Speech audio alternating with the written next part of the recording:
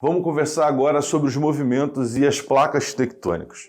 As placas tectônicas são grandes blocos da litosfera que se repartiram, que se separaram em função da força interna do planeta provocada pelos movimentos de convecção do magma. Essa intensa energia do interior da Terra chega à superfície terrestre e abre fendas que vão separando os blocos da litosfera. Essa separação de fendas e esse movimento em sentidos opostos gera o que a gente chama de divergência de placas, que sobre a superfície terrestre vai gerar alterações, provocando no fundo oceânico o surgimento de dorsais mesoceânicas e, no interior do continente, a abertura de vales rifteados, como a gente encontra no continente africano, na área ali próxima ao chifre da África, que se encontra em processo de afastamento e separação, como no passado, por exemplo, aconteceu com Madagascar, que fazia parte do continente africano e, em função do deslocamento tectônico, se separou, formando-se uma ilha à parte. É possível que isso ocorra também, obviamente, num conjunto de tempo geológico bem avançado na borda continental atual africana. Continuando falando sobre as bordas dessas placas que se formam, essas bordas podem divergir, mas elas também podem convergir nas outras partes, elas podem se chocar. As áreas de divergência, de separação,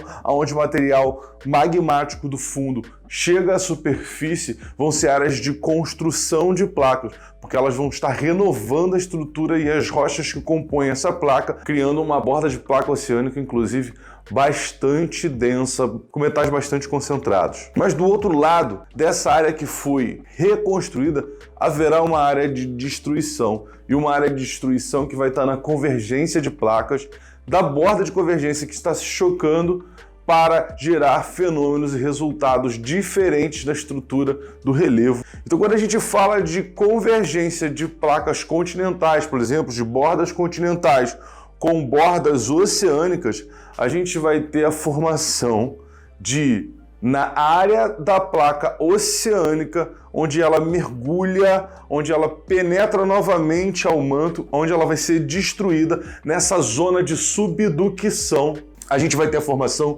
de fossas. E aqui na América do Sul a gente tem as fossas do Peru, que se formam justamente quando a placa dinástica, que é uma borda oceânica, se choca com a borda continental da placa sul-americana, a placa dinástica mergulha por baixo da placa continental sul-americana, sendo destruída e formando ali a fossa do Peru. Mas nessa borda continental que recebeu o impacto, que recebeu o choque, esse choque vai se propagar, dobrando e amassando esse relevo, dando origem no relevo sul-americano à formação da Cordilheira dos Andes, a nossa maior cordilheira aqui na América do Sul.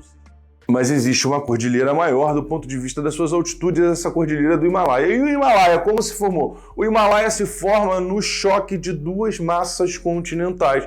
A placa indiânica segue em direção à placa asiática e ali você tem um choque formando a maior cordilheira de montanhas que existe no nosso planeta, onde estão os picos mais elevados, inclusive o Monte Everest. E quando essa convergência é no fundo oceânico, com duas placas oceânicas, a gente vai ter a formação de uma fossa bastante profunda, como a Fossa das Marianas, que é a área mais profunda no Oceano do Pacífico. Além dos movimentos divergentes construtivos e dos movimentos convergentes destrutivos, nós também temos os movimentos transformantes. São esbarrões que a placa sofre no contato com outra, que gera o acúmulo de energia, que uma vez dissipada pode provocar grandes falhas e fendas, sem falar nas grandes vibrações que promovem nessa alteração estrutural do relevo. A área no mundo onde a gente pode indicar uma falha bem marcante sobre esse fenômeno da transformação de placas é a área